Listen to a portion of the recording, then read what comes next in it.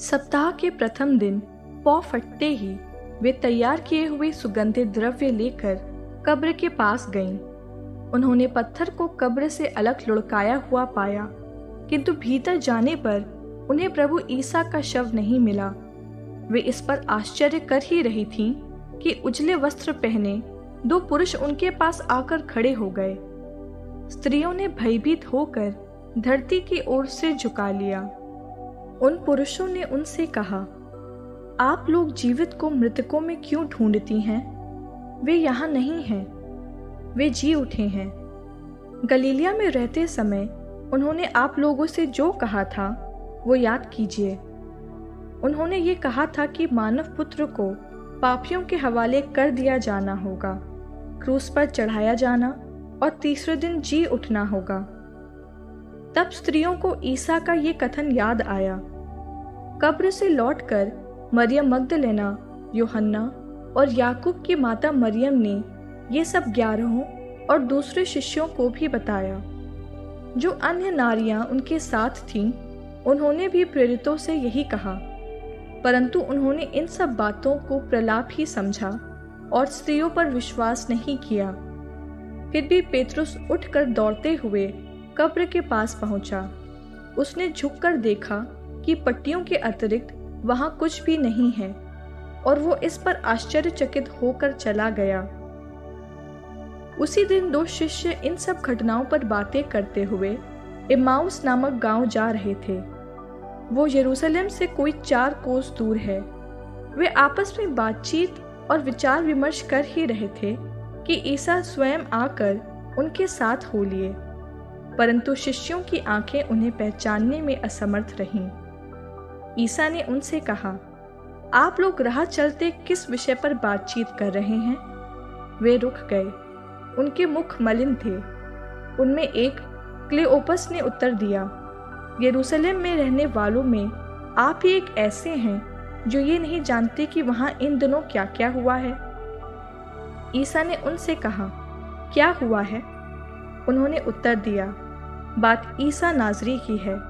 वे ईश्वर और समस्त जनता की दृष्टि में कर्म और वचन के शक्तिशाली नबी थे।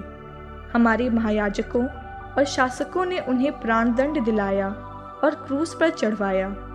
हम तो आशा करते थे कि वही इज़राइल का उद्धार करने वाले थे। ये आज से 3 दिन पहले की बात है। ये सच है कि हम में से कुछ स्त्रियों ने हमें बड़े अचंभे में डाल दिया है। वे बड़े सवेरे कब्र के पास गईं और उन्हें ईसा का शव नहीं मिला। उन्होंने लौटकर कहा कि उन्हें स्वर्गदूत दिखाई दिए, जिन्होंने ये बताया कि ईसा जीवित हैं।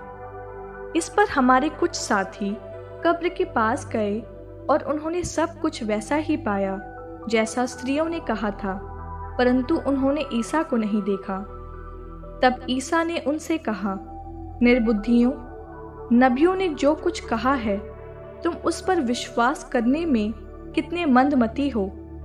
क्या ये आवश्यक नहीं था कि मसीह वो सब सहे और इस प्रकार अपनी महिमा में प्रवेश करे? तब ईसा ने मूसा से लेकर अन्य सब नबियों का हवाला देते हुए अपने विषय में जो कुछ धर्म ग्रंथ में लिखा है वो सब उन्हें समझाया। इतने में वे उस गांव के पास पहुंच गए जहां वे जा रहे थे। लग रहा था जैसे ईसा आगे बढ़ना चाहते हैं। शिष्यों ने ये कहकर उनसे आग्रह किया, हमारे साथ रह जाइए, सांझ हो रही है और अब दिन ढल चुका है। और वो उनके साथ रहने भीतर गए। ईसा ने उनके साथ भोजन पर बैठकर रोटी ली, आशीष की प्रार्थना पढ़ी और उसे तोड़कर उन्हें दे दिया। इस पर शिष्यों की आंखें खुल गईं और उन्होंने ईसा को पहचान लिया, किंतु ईसा उनकी दृष्टि से ओझल हो गए।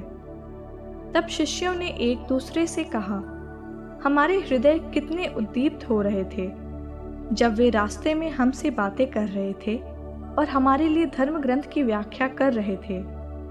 वे उसी घड़ी उठकर यरूशलेम लौट गए।